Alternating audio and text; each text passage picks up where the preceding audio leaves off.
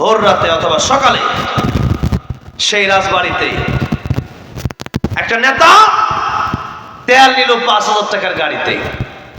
৫,০০০ টাকার তেল নিল, নেওয়ার পরে সেই পাম্পের কর্মচারী গরিব মানুষ, একটা হিন্দু ছেলে, হিন্দু আর মুসলমান মানুষ তো, সেই হিন্দু ছেলেটা যখন টাকা চাইলো সে বলল টাকা দেব না, সে টাকা দিচ্ছে না।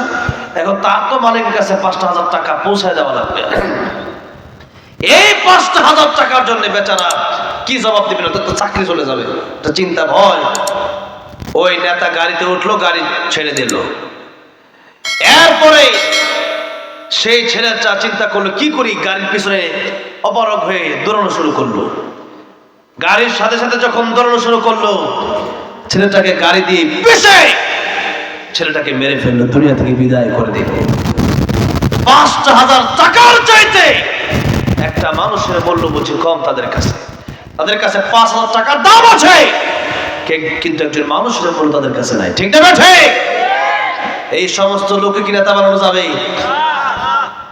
সাদাবাজ, দখলবাজ, টেন্ডারবাজ, ওইটা যেই হলো আমার বাপ হইল, আমার বাপের নেতা বানাবো। ঠিক না ঠিক?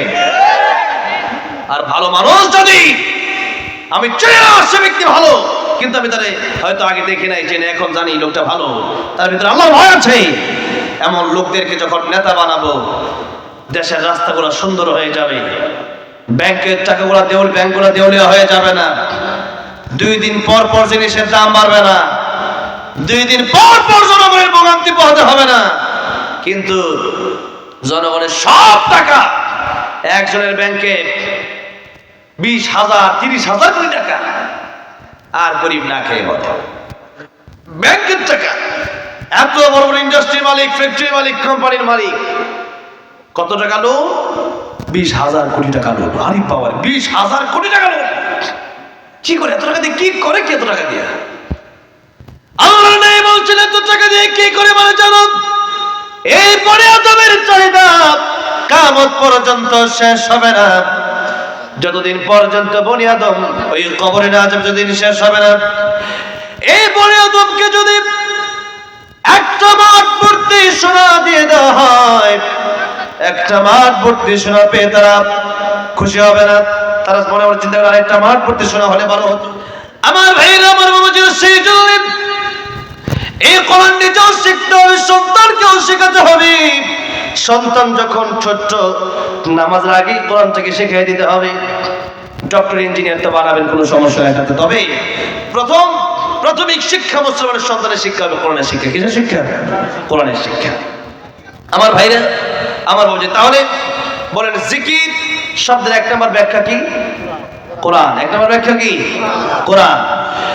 2 নম্বর ব্যাখ্যা আল্লাহ রাব্বুল আলামিন বলছেন ফাযাক্কির বিল কুরআনি মান ইয়াখাফু ওয়াঈদ।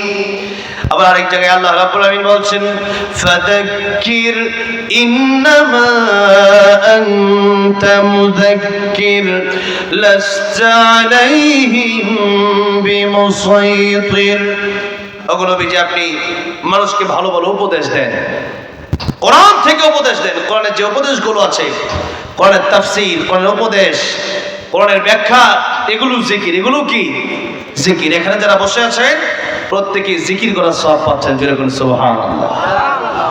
শুধু জিকির, সাধারণ জিকির নয়, আল্লাহর নবী, বিশ্ব নবী রাহমাতুল লিল আলামিন বলেছেন, আবু যর তুমি শোনো, মা এই কোরআনের শিক্ষার জন্য যখন মানুষ চলে আসে, এক একটা আয়াত বোঝার জন্য যদি কেউ চেষ্টা করে 100 রাকাত নফল নামাজ পড়লে যে সওয়াব হতো, আল্লাহ রাব্বুল আলামিন এর চাইতে বেশি সওয়াব তার আমলনামায় দান করে দেয়।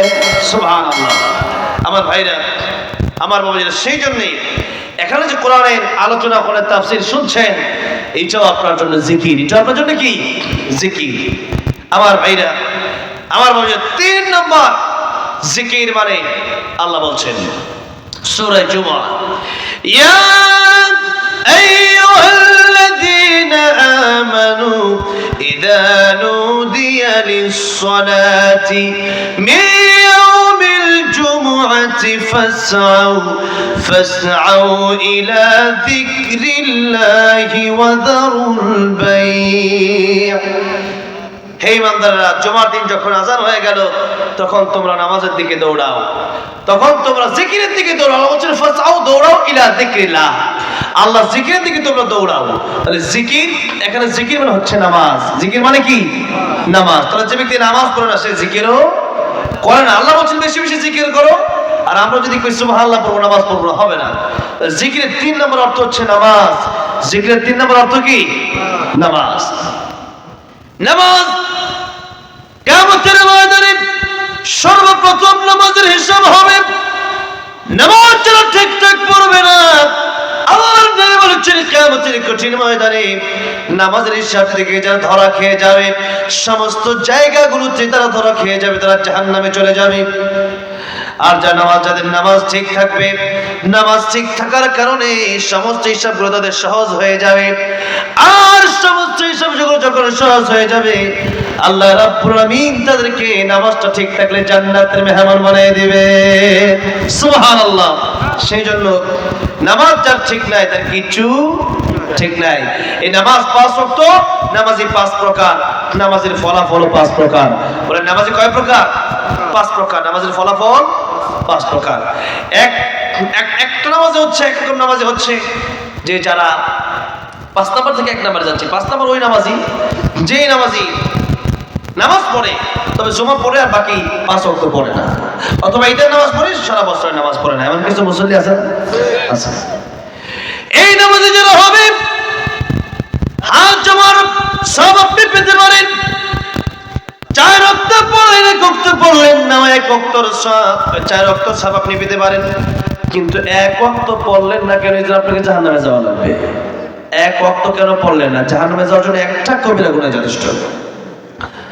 পয়গম্বর মুসা কালিমুল্লাহর কাছে এক মহিলা এসে বলল, আল্লাহর পয়গম্বর আমি জিনাকারিনী মহিলা, জিনা করেছি, আবার একটা বাচ্চা হচ্ছে হত্যাও করেছে, আমার চেয়ে বড় খারাপ কেউ আছে? উনি বললেন তোমার চেয়ে খারাপ আর কি হতে পারে? জিবরাইল আমিন ডেকে বলেন, আল্লাহর পয়গম্বর ওই জিনাকারিনী মহিলার চাইতে বেশি, হত্যাকারী মহিলার চাইতে বেশি আর অনেক নিকৃষ্ট ওই ব্যক্তি, যে ব্যক্তি নামাজ পড়লো না, ফরজ নামাজ যে ব্যক্তি পড়লো না। আমার ভাইরা, আমার বাবাজিরা, সেই জন্য নামাজের গুরুত্ব যারা দেবে না, 1 ওয়াক্ত নামাজ কাজা করলেন মানে আপনি জাহান্নামের দিকে পা বাড়ালেন। মান তারাকা সালাতান মুতাআম্মিদান ফাকাদ কাফারা, সে কুফরি করলো। আমার হাদিস রাই বলেছেন বাইনাল আবদি ওয়া বাইনাল কুফরি তারকুস সালাত, মুমিন আর কাফেরের মধ্যে পার্থক্য হচ্ছে মুমিন নামাজ পড়বে, কাফের নামাজ পড়বে না। কাফের নামাজ পড়ে না, মুমিন নামাজ পড়ে। কিন্তু মুসলমান ফজর আযান হয়ে গেলে পরে এই যে মসজিদটা, এই মসজিদটা অনেক সময় মনে হয় এক কাতারও ভরে না, ঠিক না? ফজর আযান হয়ে গেলে পরে মুসলমান আর ঘুমে থাকতে পারে না। ও মুসলমান, নামে মুসলমান হলেই জান্নাতে যাওয়া যাবে না, কাজে মুসলমান হওয়ার দরকার আছে না নাই? তাই তো কবি বলেছেন, নামে মুসলমান নাকি কামে মুসলমান তুমি, নামে মুসলমান নাকি কামে মুসলমান, নামে কামে মিল না হলে, নামে কামে মিল না হলে বইবে যে তুফান তুমি, নামে মুসলমান নাকি কামে মুসলমান তুমি, নামে মুসলমান নাকি কামে মুসলমান। এই যে মুসলমান, নামে মুসলমান হলে হবে না, কাজে মুসলমান হওয়ার দরকার আছে না নাই? কাজে মুসলমান হতে হবে। আর কাজে মুসলমানের আলামত হচ্ছে সে নামাজি হবে। সে কি হবে? আলামতে হচ্ছে মুসলমান। একজন মুসলমানের আলামত হচ্ছে মসজিদের সময় সে মসজিদে চলে আসবে, নামাজের সময় মসজিদে চলে এসে সে জামাতের সাথে নামাজ আদায় করবে। আমার ভাইরা, আমার বাবাজিরা, সেই জয় নামাজের সময় যখন হয়ে যায় জামাতের সাথে নামাজটাকে আদায় করে নিতে হবে। 5 ওয়াক্ত নামাজ আদায় করতে হবে, তাহলে জাহান্নামে যাওয়া লাগবে। 4 নম্বর নামাজ ওই নামাজি যে নামাজি নামাজ পড়লো কিন্তু ঠিকঠাক নামাজ পড়লো না। ঠিকঠাক নামাজ আমরা অনেকেই পড়তে পারি না। যেমন নামাজ পড়ছে, মসজিদে তার দেহ আছে কিন্তু মনটা পড়ে আছে বাজারে। ঠিক না? মসজিদে দেওয়া আছে, মঞ্চা পড়ে আছে বাড়িতে, এমন হয় না? হয়। যদি পুরো নামাজটা এমন হয় যে আমি আল্লাহর সামনে দাঁড়ালাম, আমার কাছে কিছু মনেই হলো না, এই নামাজের মতো নামাজ হলো না। এই নামাজই আজকে আমরা নামাজ 4 রাকাত পড়ি, 3 মিনিটও লাগে না, ঠিক না? ঘড়ির দিকে তাকায় দেখেন 3 মিনিটও লাগে না, 2.5 মিনিটে 4 রাকাত নামাজ শেষ। এত স্পিড নামাজে, 5G গতিতে নামাজ চলে। নামাজ পড়ে দুনিয়ার সমস্ত চিন্তা দখল করে। এই জন্য নামাজি ঠিকঠাক নামাজ না পড়ার কারণে জাহান্নামে যাওয়া লাগবে। যেমন অনেক নামাজি আছে উযু ঠিকঠাক করে, অনেক নামাজি আছে গোসল ঠিকঠাক করে না, গোসলের ফরজ আদায় না করে নামাজে চলে আসলো, এই যে নামাজ হলো না। নামাজ যে একটু আগে বললাম, কোরআন তেলাওয়াত শুদ্ধ করে না হলে নামাজ হলো, নামাজ হবে না। এরকম ঠিকঠাক নামাজ না পড়লে নামাজ 75% নামাজ জাহান্নামে যাওয়া লাগবে। আপনি শিখলেন না কেন? দুনিয়ার ব্যবসা বাণিজ্য শিখতে হয়, ড্রাইভিং শিখতে হয়, দুনিয়াতে চলার জন্য সব শিখতে হয়।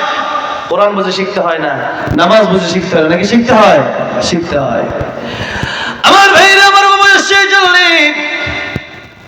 নামাজের 4 নম্বর নামাজ, ওই নামাজে নামাজ পড়লো কিন্তু ঠিকঠাক নামাজ পড়লো না, নামাজে ও জাহান্নামে যাবে। 3 নম্বর নামাজে ওই নামাজি মন চলে যায় বারবার, ঠিকঠাক নামাজ পড়ার চেষ্টা করে, মনকে ফিরানোর চেষ্টা করে, আবার মন। আল্লাহর নবী বিশ্ব নবী রাহমাতুল লিল আলামিন বলেছেন, ও দুনিয়ার মানুষেরা, তোমরা যখন আল্লাহর ইবাদত করবে তখন তোমরা এমন ভাবে ইবাদত করবে যে তোমরা আল্লাহকে দেখতেছো আর আল্লাহ তোমাদেরকে দেখতেছেন। তোমরা যদি আল্লাহকে নাও দেখো, মনে রাখবা আল্লাহ রাব্বুল আমিন কিন্তু ঠিকই তোমাদেরকে দেখতেছেন। আল্লাহ কি আমাদেরকে দেখতেছেন না? এই কথা চিন্তা করে তোমরা নামাজ পড়বা। এরকম চিন্তা করে যখন নামাজ পড়েন, মন চলে যাবে, আপনি ফেরানোর চেষ্টা করেন, তখন আপনি 3 নম্বর নামাজে আপনি জান্নাতে যেতে পারেন। 2 নম্বর নামাজে ওই নামাজি, যেই নামাজি এই চিন্তাটা করতে করতে সে এক সময় এমন নামাজি হয়েছে, তার ভিতরে নামাজে দাঁড়ায় গেলেই মনে হয় যে আবার আল্লাহ আমার দেখতেছেন, সাবধান, অন্য কোনো চিন্তা করা যাবে না, এখানে মাসি তাড়ানো যাবে না, মোবাইল টিপা যাবে না, নামাজের সময় দিকে তাকায় থাকা যাবে না। তখন সেই ব্যক্তিটা 2 নম্বর নামাজি হয়। এবং এমন নামাজির ব্যাপারে আল্লাহ কোরআন শরীফে বলছেন, ইন্নাস সালাতা তানহা আনিল ফাহশাই ওয়াল মুনকার, নিশ্চয়ই নামাজ মানুষকে অশ্লীল মন্দ কাজ থেকে বিরত রাখে। কোন নামাজ? এই নামাজ, যে নামাজ যখন এই ব্যক্তি নামাজ পড়ার সময় চিন্তা করলো আমার আল্লাহ দেখতেছে, আমার কে দেখতেছে? আমার কে দেখতেছে? আল্লাহ দেখতেছে। চিন্তাটার ভিতরে থাকবে, এই একটা মাত্র চিন্তায় তাকে সমস্ত গুনাহ থেকে বাঁচিয়ে দেবে। আল্লাহু আকবার।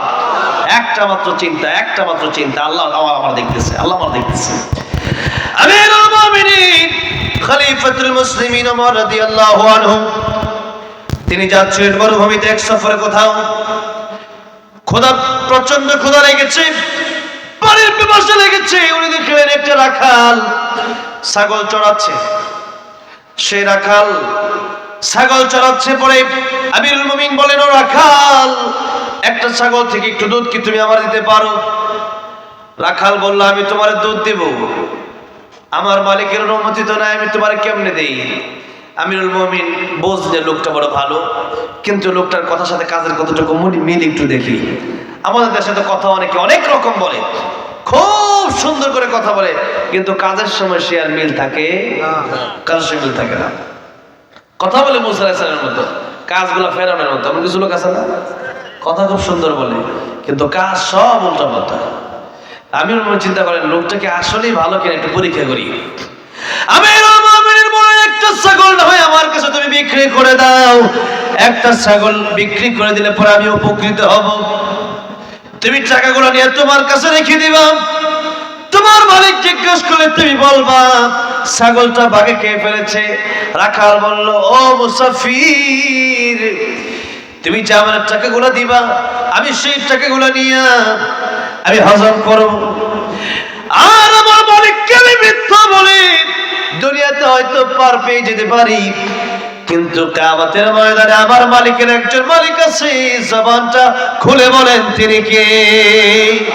সে আল্লাহ রাব্বুল আলামিনের কাছে আমি জবাব দিতে পারবো না।